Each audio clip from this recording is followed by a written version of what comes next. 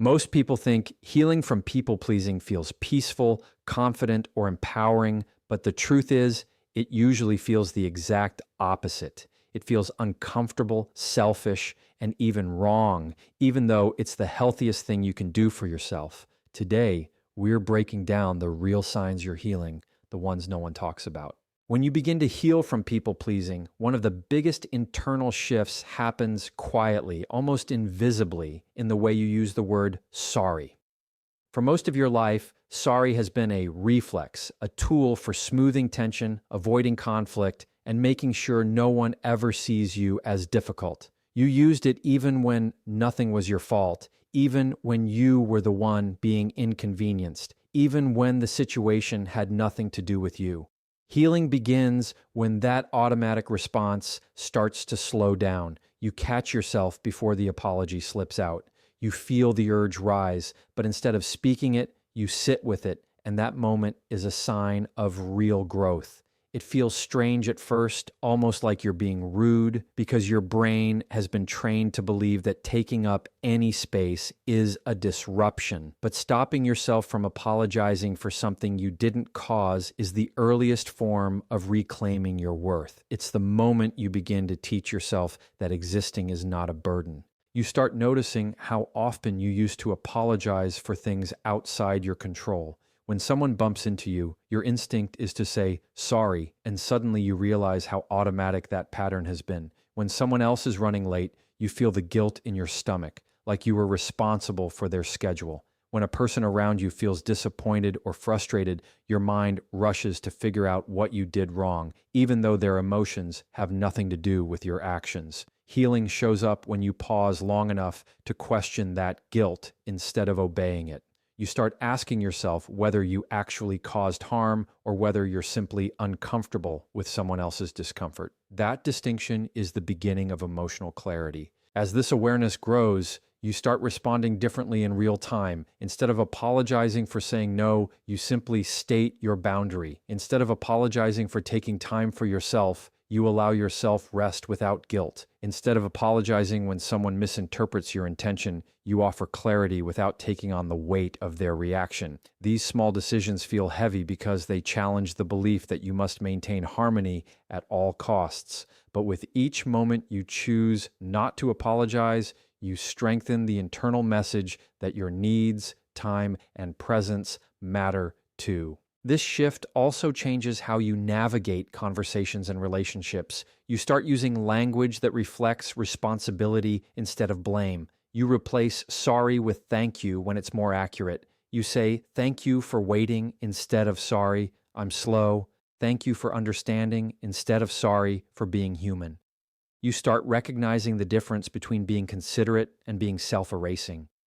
You begin to trust that people can handle their own emotions without you shrinking yourself to manage them. That trust is uncomfortable at first because people-pleasing taught you that your role was to absorb tension, absorb discomfort, absorb everything that kept the peace. Healing teaches you to release what was never yours. And as you move through this process, you begin to feel a deeper alignment with yourself. The anxiety that used to accompany every small interaction starts to fade, not because the world changes, but because you stop assuming you're responsible for the world's reactions. You learn to let silence exist without rushing to fill it with an apology. You allow someone to be upset without taking it as a reflection of your worth.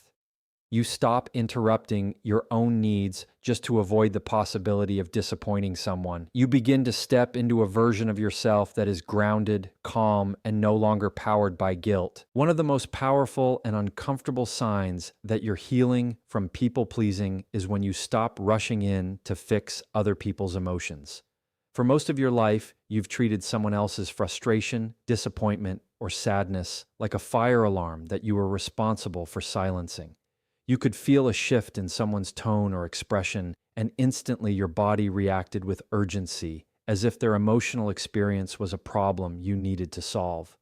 You jumped in with solutions, reassurance, over-explaining, or self-blame, because somewhere along the way, you learned that harmony was your job and other people's comfort was your responsibility.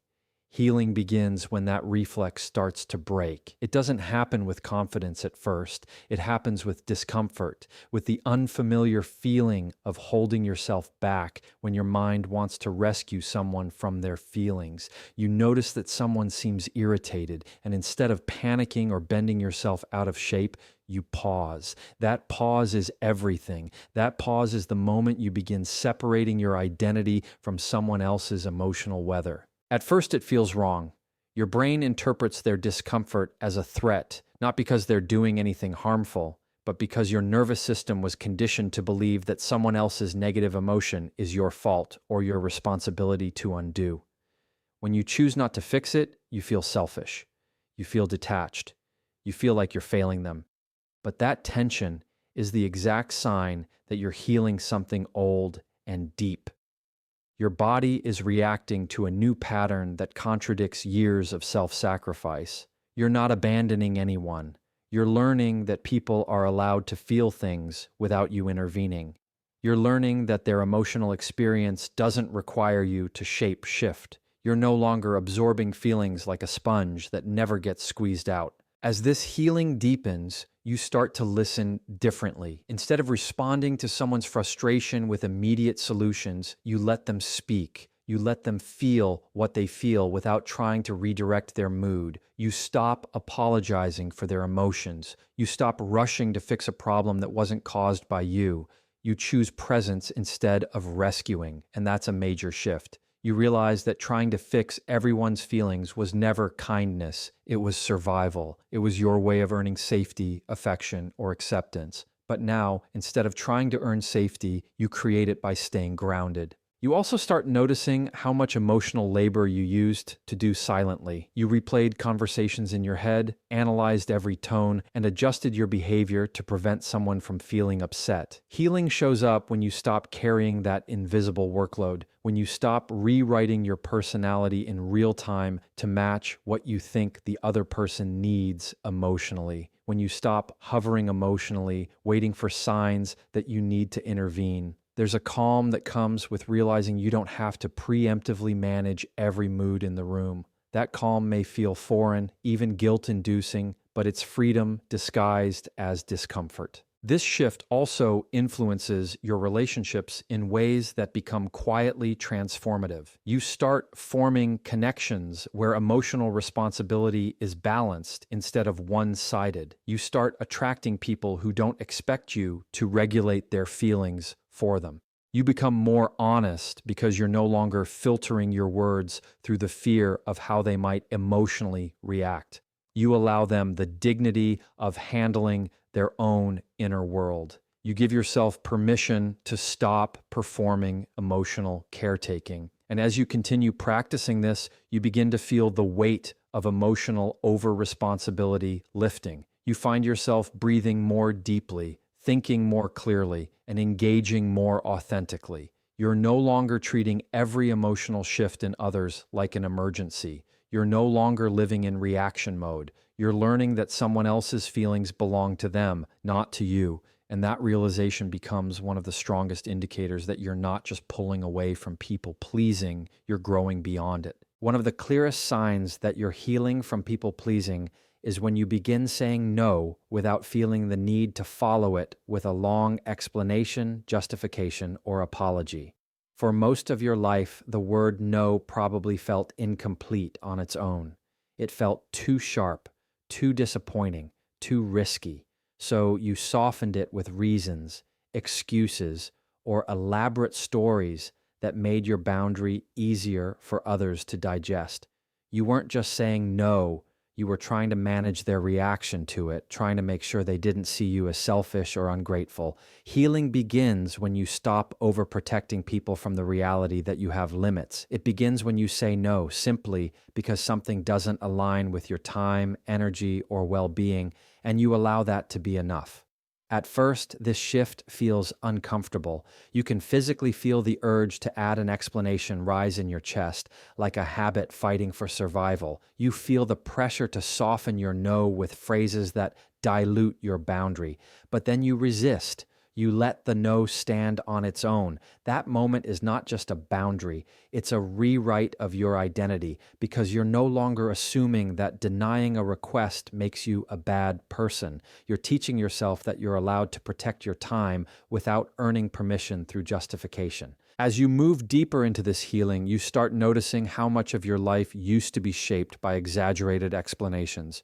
You said no, but then sold your no with reasons that were meant to prove you weren't selfish. You wrote long messages explaining why you couldn't attend, why you couldn't help, why you needed rest, almost as if you were submitting an emotional report for approval. When you begin healing, you experience a shift from fear-based communication to honest communication. Instead of explaining why you can't show up, you simply don't. Instead of padding your no with apologies, you allow silence to exist without rushing to fill it. You begin trusting that people who respect you won't require you to justify your boundaries. You stop assuming that saying no will automatically disappoint, anger, or hurt others.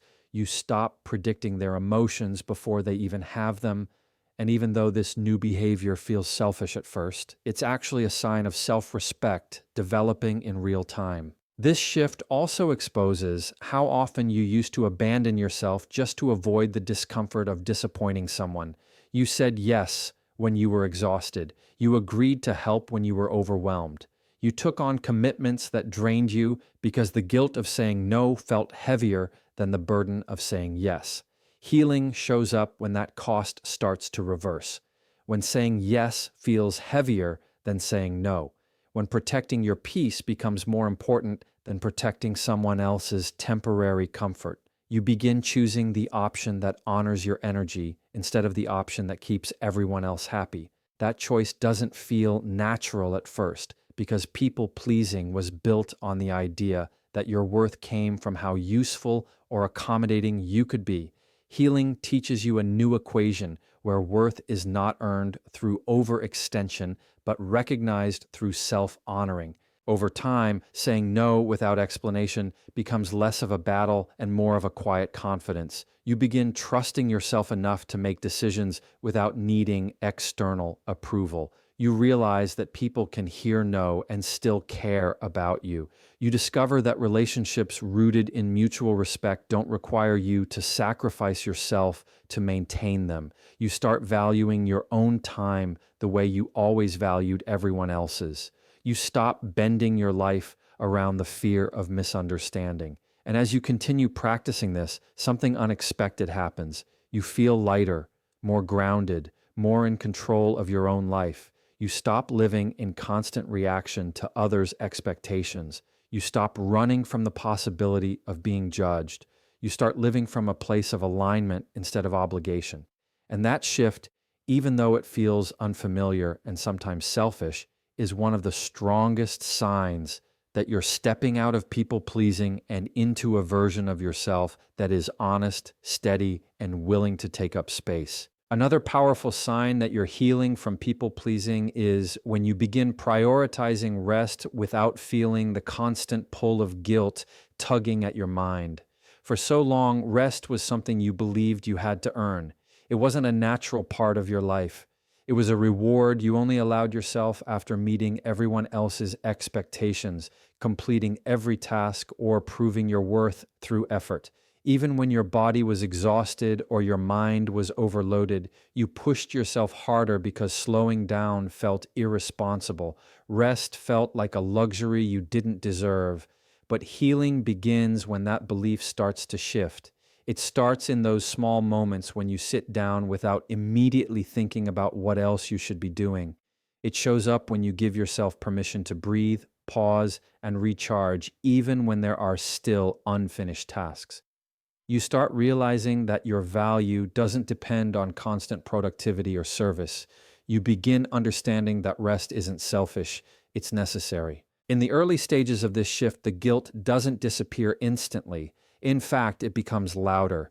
When you rest, your mind tries to pull you back into old habits with thoughts like, you should be doing more, or someone needs something, or you're being lazy. That mental resistance is not a sign that you're doing something wrong. It's a sign that you're breaking a pattern that lived inside you for years. Your nervous system is used to running on overdrive, And when you slow down, it doesn't know how to respond except by creating guilt. But as you continue choosing rest anyway, you begin rewiring the belief that your worth depends on endless giving. You start noticing how much pressure you used to carry, always being available, always saying yes, always showing up even when you were completely drained. Healing shows up when you stop running yourself into exhaustion in order to meet expectations that no one actually asked you to carry. As this healing deepens, you start setting boundaries around your time without feeling the need to justify them. You turn down plans because you're tired. You step back from responsibilities that drain you. You stop volunteering for extra work simply because you're afraid of being seen as unhelpful. You begin to recognize that your energy is a limited resource and that protecting it is not selfish, it's healthy. You stop seeing rest as something you have to explain or defend. You stop apologizing for needing breaks. You realize that being constantly available is not sustainable, and it's not a measure of your kindness or loyalty. You start honoring the signals your body gives you instead of ignoring them to keep others comfortable. This shift also changes the way you show up for others. When you rest, you're more present, more patient, more grounded. You're not running on fumes or resentment. You're not offering support from a place of depletion. You begin understanding that taking care of yourself actually helps you show up better, not less. And as you settle into this new rhythm, you start noticing how rest creates clarity. The constant noise in your mind quiets. The anxiety that came from overcommitment begins to fade. You're able to think more clearly about what you want, what you need, and what actually matters to you rather than reacting to everyone else's expectations. Over time, prioritizing rest becomes a form of self-trust. You begin trusting that you don't have to be in motion to be worthy. You don't have to be useful every second to be valued. You learn that taking care of your energy is not only allowed, but essential. You also begin attracting relationships and environments that respect your need for downtime instead of demanding constant access to you. And the more you practice this, the more you realize how deeply rest supports your healing. You start feeling more balanced, more emotionally steady, and more in control of your life. You stop matching your worth to your output. You stop equating exhaustion with goodness. You stop giving away your time as if everyone else deserves it more than you. This shift may feel uncomfortable or even selfish at first, but it's one of the clearest signs that you're finally valuing yourself at the same level you've spent years valuing everyone else. Another sign that you're healing from people-pleasing is when you start choosing honesty over keeping the peace, even when your voice shakes or your heart beats faster than it should. For most of your life, you've been conditioned to believe that honesty is risky, that speaking your true feelings or expressing your real opinions might create conflict or discomfort. So you softened your truth, swallowed your needs, and shaped your words around what you thought others wanted to hear. You learned to maintain harmony at the cost of your own authenticity. Healing begins when that pattern starts to shift, not with bold confidence at first, but with small moments where you tell the truth even when the old fear still whispers in your ear. You start noticing when you're about to agree just to avoid tension, and instead you pause long enough to ask yourself what you actually feel. That pause becomes the birthplace of honesty. It's uncomfortable, it's foreign, and it often feels selfish, but it's the start of choosing yourself without abandoning the people around you. In the early stages of this shift, honesty feels heavy. You feel the panic rise when you express a preference that's different from someone else's. You feel guilt when you admit that something bothers you. You feel exposed when you communicate a boundary instead of pretending everything is fine. Your nervous system interprets honesty as danger because for years, you survived by making sure no one was upset with you. But healing teaches you that honesty isn't an attack. It's clarity. It's not meant to create conflict. It's meant to prevent the silent resentment that builds when you hide your real feelings. Even when it feels uncomfortable, telling the truth becomes a form of emotional alignment, a quiet way of respecting yourself. As this healing deepens, you begin recognizing the moments when you silence yourself out of habit. You notice when you want to say yes, but your body tightens. You notice when you laugh at something you don't find funny just to keep the mood light. You notice when you pretend something doesn't bother you because you don't want to burden anyone. And instead of ignoring those moments, you start choosing honesty. You say you're tired when you're tired. You say you disagree when you disagree. You express what you need instead of hoping someone will guess.